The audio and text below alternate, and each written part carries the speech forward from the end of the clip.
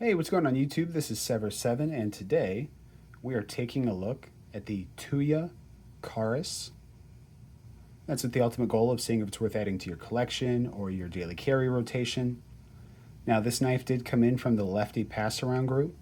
I don't get to keep it. It will go right back to the Lefty Pass Around group. And this was designed by Tuya Knife in-house, and the OEM for this knife is Tuya. Now, jumping right into it, we have some beautiful, and I'm talking some of the most beautiful I've ever seen, copper carbon fiber.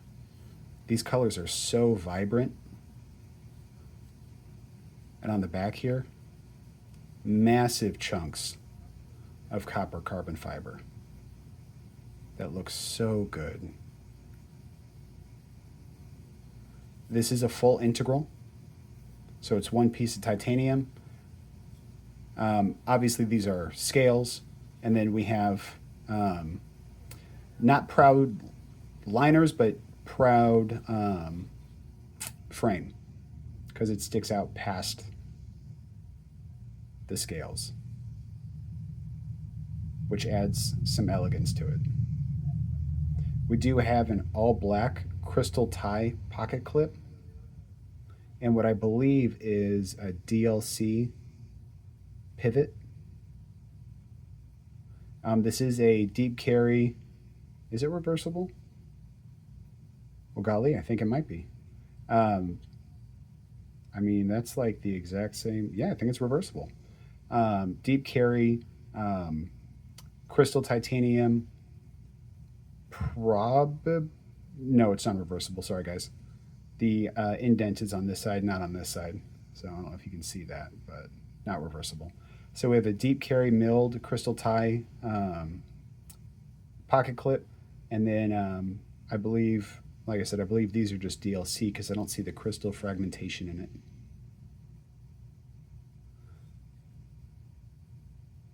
But overall, very, very beautiful looking knife. I'm not even a huge fan of copper carbon fiber, and I think this is stunning. It's just so like lucent. All right, let's talk about the ergonomics. So this knife is very comfortable overall. We don't have anywhere to choke up or anything, which is fine. We've got plenty of room on this handle. You got one little groove for your pointer. You have a second little groove for your ring, and then, or sorry, for your middle finger, and then your ring and your pinky. Get this nice little spot right back here to just kind of chill out. Pocket clip, I can feel it, but it's not a hot spot. And once again, that's because it's got this big, flat kind of base to make contact with your hand. It's got plenty of room, like with that lip, to get underneath it and get it in and out of the pocket with one hand. It's got good retention. And yeah, it's just a very comfortable knife. You can get up on this poon a little bit, kind of use that as a resting spot. You know, if you're like really, not a resting spot, but it's like a pressure point if you need to apply some real serious force to whatever it is that you're cutting. Wish we had some jimping up here. It's always nice to have some, but that poon does help. Yeah, ergonomically, you could pretty much carry this all day and not have a problem with it. It feels really good in hand. Now, as far as the blade goes, we do have a harpoon. I'm going to go ahead and say a harpoon clip point, even though a clip point should be straight and this has a tiny sweep at the end. We'll still go harpoon clip point. This is DLC, which means it's going to be, you know, essentially scratch proof and add corrosion resistance. We're rocking M390.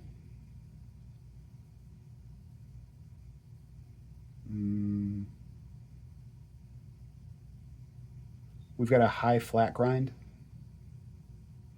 And as always, big fan of the handsome swedge. And this gives you plenty of belly to work with. So, you know, and we keep a lot of robustness at the tip. If you can see that. See how much wider the blade stock is compared to the edge bevel. This thing is, it actually gets thicker. No, not thicker, but the swedge drops off and it maintains its, oh no, it actually, hold on, I might be tripping. Okay, so the only reason it looks thinner up here is because of the swedge, right? So this is thicker than this because it has a swedge. But that is a tremendous amount of robustness at the tip. So this thing's going to be perfect for poking, you know, punching into dog food, cat food, you know, litter bag, potato chips. You're not going to have to worry about this edge getting jacked up. That thing is plenty robust, but still super slicey down here for the flat grind.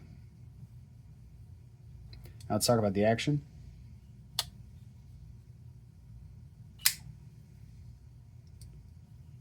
Very good acoustics on the way out.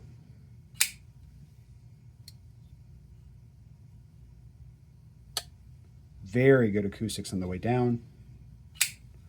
And then if you listen, we get some bonus acoustics on the disengage.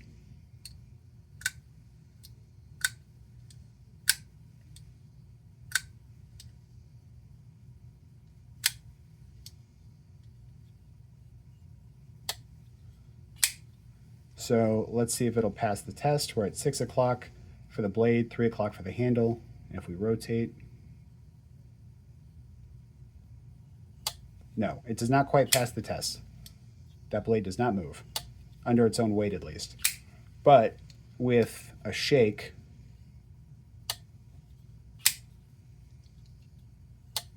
we get there. And honestly, I could probably take this apart and just lube the bearings and probably get that to be hydraulic drop shut of its own weight, because it so badly wants to be there.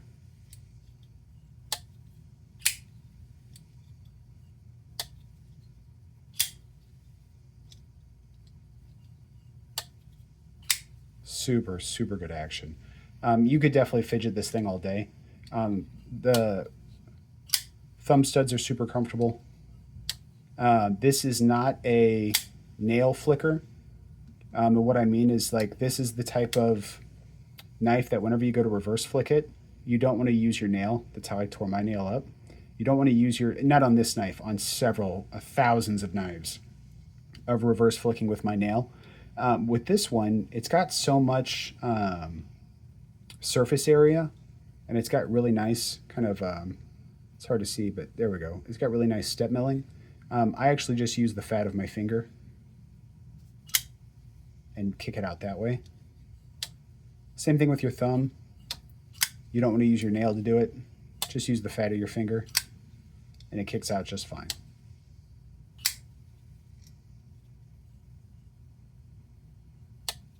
All right, now let's talk about some specs. I forgot again, son of a gun. This is an M390 blade, right? So good edge retention. Overall, just a good daily user EDC steel. Everyone's got their own opinions on it, and I know a lot of people are bored of it, but I'm not upset if I have M390 on a knife that I purchase. So now, overall, we're looking at 7.75 inches. We've got 3.5 inches of blade length, and that gives us a 0.78 blade to handle ratio. And then we're coming in, according to the website, 4.1 ounces, but part of me thinks it might be slightly heavier. But we'll go with 4.1 ounces. Now, size comparisons up against the milled aluminum Civivi Brazen, the third best Civivi ever made next to the Visions. And it looks like we're coming in about, I'd say, a third of an inch shorter than the Brazen. Now up against the Real Steel Sylph.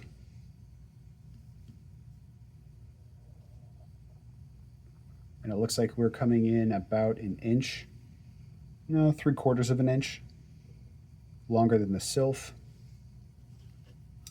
And then my second favorite budget knife of the year so far, the Migron Gotov. And this is coming in substantially smaller. I'd say about an inch and 3/4, roughly. All right, so how much does the bad boy cost? Well, similarly priced to the other Tuya integrals, this comes in at $399, and of course, with the code S7, you get that down to about $360. And you know, I've talked about it before. In fact, in my last review of Tuya integral, at $400, a Chinese integral is a great value, right? $400 is about where we like to see Chinese integrals at. And with this here, getting it at $360, that makes it an even better value. But it's not like they gave us the bare minimum, at, you know, for that price point.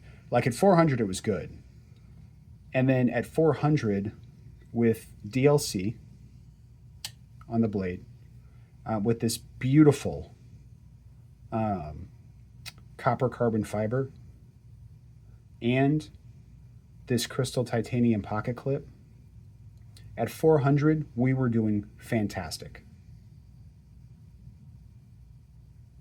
And then you consider the fact that you get a 10% off discount, dropping this to about $360.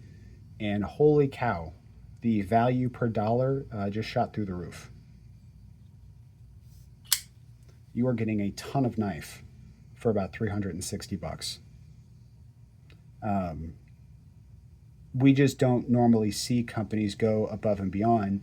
Like we has some integrals that are priced at, you know, I want to say like 380s, and they're fantastic knives. They're great integrals, but they don't have a ton of extra on them, right? They might have some lightning anno, or they might have some colored hardware, but really they're pricing it at that. And at 380 for an integral, that's a fantastic price. I'm not knocking it whatsoever.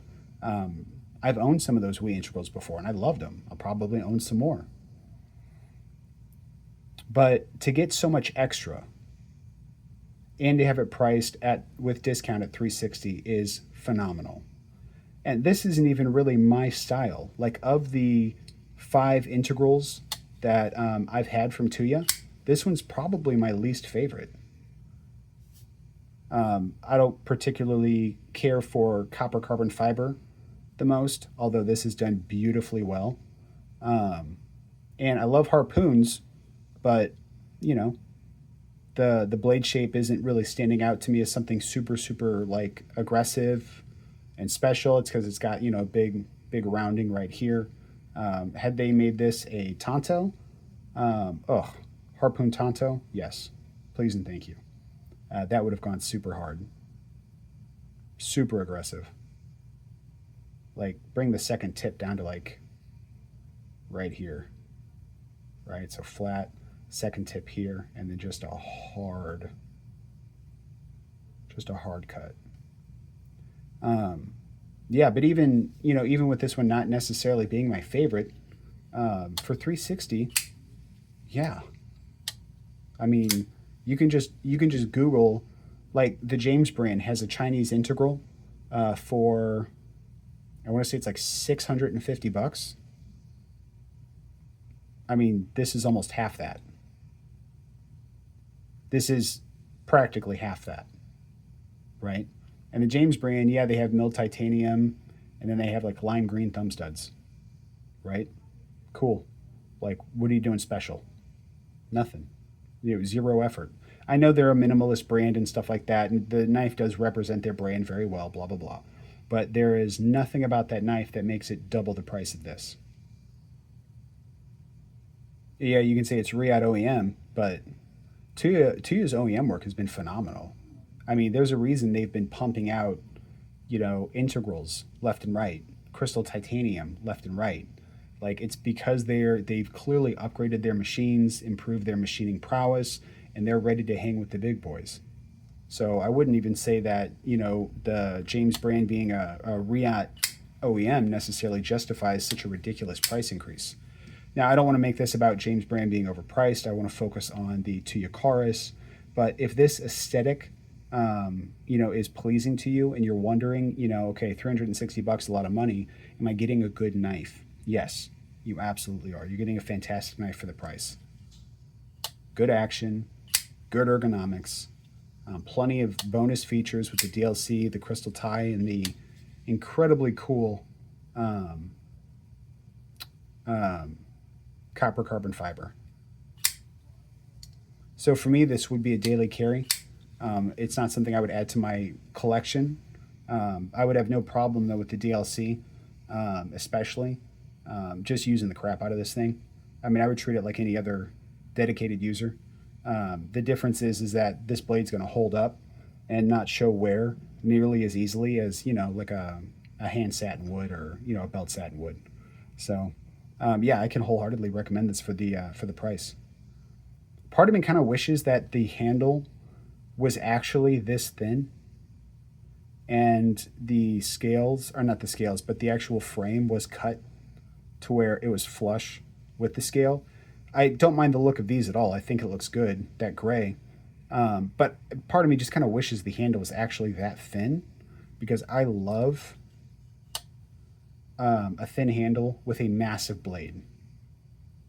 I love it. And I would probably do a flipper delete on this one. The flipper is so good. It's so good. Okay, maybe I wouldn't do a flipper delete. I just like the aesthetic better. Right? If you take that off. Right? Take it off right there. See? To me, it just looks so much cleaner without it. I don't know, so maybe I would still do it. But let me ask you. Tell me down in the comments, is this something that would be a collection piece for you? Would it be a daily carry piece? Or did this knife just miss the mark for you completely? Whatever your answers are, I'd be interested to hear them. And if you enjoyed the video or found it useful, hit the like button. Don't forget to subscribe. And until next time, guys, peace.